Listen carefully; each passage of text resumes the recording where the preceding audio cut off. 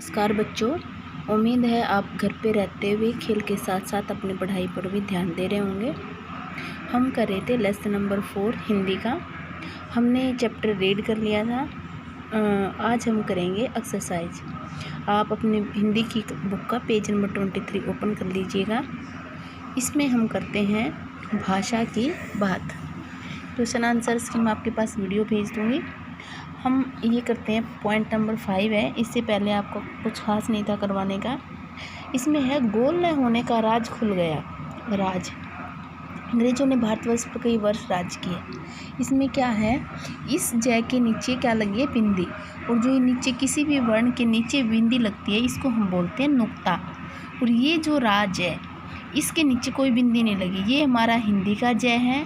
और ये जो नुक्ता वाला जय होता है ये हमारे उर्दू और फारसी की भाषाओं से आए हुए हैं। ठीक है, तो ये जो नुक्ता वाले शब्द जितने भी हमारे वर्ण होते हैं ये दूसरी भाषाओं से आए हुए हैं। और इनकी जो प्रोनाउंसिएशन होती है, इनकी जो आवाज़ होती है, इनका जो उच्चारण होता है वो भी थोड़ा सा अलग होता है।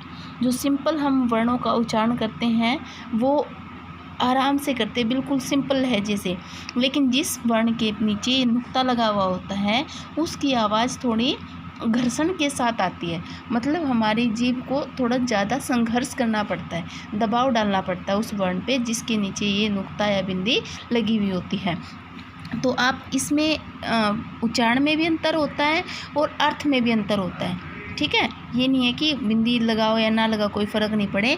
जिस वर्ण के नीचे बिंदी लगी हुई होती है उसका अलग मतलब होता है, और जिसके नीचे बिंदी नहीं लगी होती है उसका अलग मतलब होता है। तो ये आपका शब्द दे रखा है जरा, और एक ये है बिंदी वाला जरा। मैं इसको थोड़ा सा डार्क कर देती हूँ बिंदी को, आपको लगता है कि दिखाई नहीं दे रही होगी। अब देखो बेटा, आपका ये दे रखा है जरा। जरा सिंपल जो हमारी हिंदी भाषा का शब्द है जरा। जरा क्या होता है, वृद्धावस्था। जरा में अनेक रोग लग जाते हैं। वृद्धावस्था होता है बुढ़ापा। जब लोग बूढ़े हो जाते हैं हम कहते हैं वृद्धावस्था प्राप्त कर चुके हैं, मीन्स उनको जरा आ गया। जरा मीन्स क्या होता है, वृद्धावस्था या बुढ़ापा। तो इसका क्या है, जरा में अनेक रोग लग जाते हैं। जब बुढ़ापा आता है तो बहुत से रोग लग जाते हैं, बहुत सी बीमारियाँ और लग जाती हैं बहुत सारे बंदों को। और कुछ लोग होते हैं बिल्कुल स्वस्थ भी रहते हैं, बिल्कुल निरोगी भी रहते हैं। और लेकिन अब हम ये जरा पढ़ेंगे नुक्ता वाला। इसको बिंदी नहीं बोलते बेटा, इसको नुक्ता बोलते। ठीक है, जो जय के नीचे बिंदी लगी तो इसकी प्रोनाउंसिएशन उच्चारण इसको पढ़ेंगे जरा। जरा, जय जय, ये जय और ये जय। इसमें जो हमारी जीभ है वो इस पे थोड़ा सा दबाव डालेगी, घर्षण के साथ ये आवाज़ निकलेगी जरा। इसका मतलब क्या होता है, थोड़ा। जरा का मतलब क्या होता है, थोड़ा। मुझे जरा दूध दे दो, मुझे जरा दूध दे दो, मुझे थोड़ा सा दूध दे दो। तो देखो बेटा, एक छोटी सी बिंदी ने कितना अंतर कर दिया। तो ये आपको ध्यान रखना है। ये सिंपल जरा वृद्धावस्था आता है और ये आपके पेपर में आ जाते हैं बेटा ऐसे ऐसे। और अब तो हमारे सक्षम के एग्जाम्स होते हैं उनमें तो बिल्कुल ऐसे ऐसे ही जो शब्द होते हैं, थोड़ा थोड़ा सा डिफरेंस होता है उत्तर में। तो ये जो जरा है ऊपर वाला वृद्धावस्था और नीचे वाला नुक्ता वाला जो जरा है इसका मतलब क्या होता है, थोड़ा। नेक्स्ट हमारा नाज।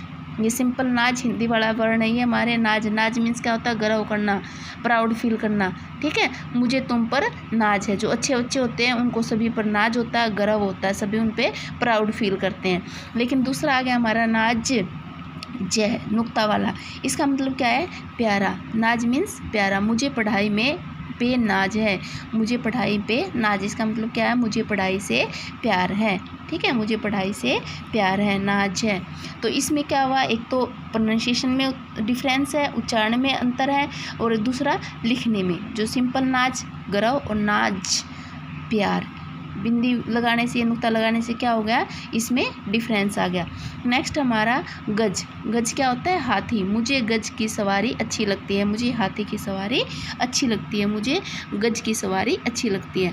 गज, गज क्या होता है, माप का पैमाना। जैसे कि मीटर, कपड़े जो हम कपड़ा लेने जाते हैं तो दुकानदार हमें कपड़ा किस में माप के देता है, गज में, मीटर में। या हम कहते हैं कितने गज ज़मीन ली भाई, ज़मीन को भी हम मापते हैं गज में। तो 1 गज कपड़ा दे दो, 1 गज कपड़ा दे दो, गज। इसमें जो साउंड है जय पे थोड़ा क्या आएगा, दबाव, घर्षण। हमारी जीभ को थोड़ा सा ज़्यादा संघर्ष करना पड़ेगा, ज़्यादा मेहनत करनी पड़ेगी। नेक्स्ट है सजा। सजा क्या होती है, सजना। दुल्हन की डोली सजाओ, सजना। हम सभी सज सवर के रहते हैं, स्कूल में आते हैं, सज के आते हैं, तैयार होके आते हैं। नेक्स्ट हमारा सजा। सजा क्या होता है? दंड। जब इसके नुक्ता वाला जय लग जाता है तो इसका मतलब बिल्कुल अलग हो जाता है। सजा कहते हैं ना, गलती करने पर सजा मिलती है। सजा, जय, जय को थोड़ा सा दबाव डालना बेटा। जब आप इसको उच्चारण करो तो क्या करना है आपको? थोड़ा सा दबाव डालना है, ठीक है। ये इनमें क्या था? डिफरेंस थे। और ध्यान रखना, बिल्कुल ध्यान से करना है। जरा, वृद्धावस्था, नुक्ता वाला जरा मीन्स थोड़ा। नाज, गौरव, नुक्ता वाला नाज, प्यार। गज, हाथी, गज, माप का पैमाना। सजा, सजना, सजा, दंड, ठीक है। ये थे आपके नुक्ता वाले और बिना नुक्ता वाले कुछ वर्ण, जिनमें क्या होता है? उच्चारण में भी और मीनिंग में भी, अर्थ में भी, दोनों में डिफरेंस होता है, ठीक है बेटा।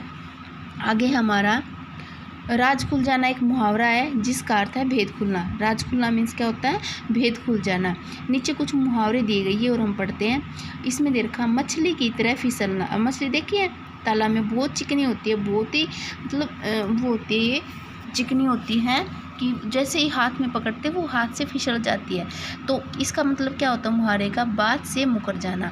मछली की तरह फिसलना मतलब क्या होता है? जैसे मछली हाथ से फिसल जाती है, ऐसे ही मतलब बात कहा कि मैं ऐसे करूँगा, मैं आपको ये दे दूँगा, मैं आपके लिए ऐसा करूँगा, मैं पढ़ूँगा और फिर ना पढ़े, मतलब अपनी बात से मुकर जाना। अपनी बात कहा कि मैं ऐसा करूँगा और फिर भूल जाना, मतलब ऐसा ना करना। तो मछली की तरह फिसलने का मतलब क्या होता है? बात से मुकर जाना, बात से हट जाना, टल जाना।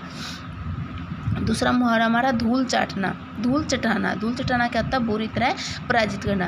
अब हम किसी को मिट्टी में गिरा गिरा के मारेंगे तो क्या आएगा? वो, इसका मतलब क्या? उसने धूल चाटी, मतलब बुरी तरह से पराजित किया, बुरी तरह से हमने उसको हरा दिया। धूल चटाना ऐसे सोच लेना, जब लड़ाई हो जाती है और दो आपस में लड़ते और एक को नीचे गिरा देते बार बार, तो ऐसे उसके मुँह में धूल लग जाती है, मुँह पे, कपड़ों पे, तो उसको क्या किया? बुरी तरह से पराजित किया।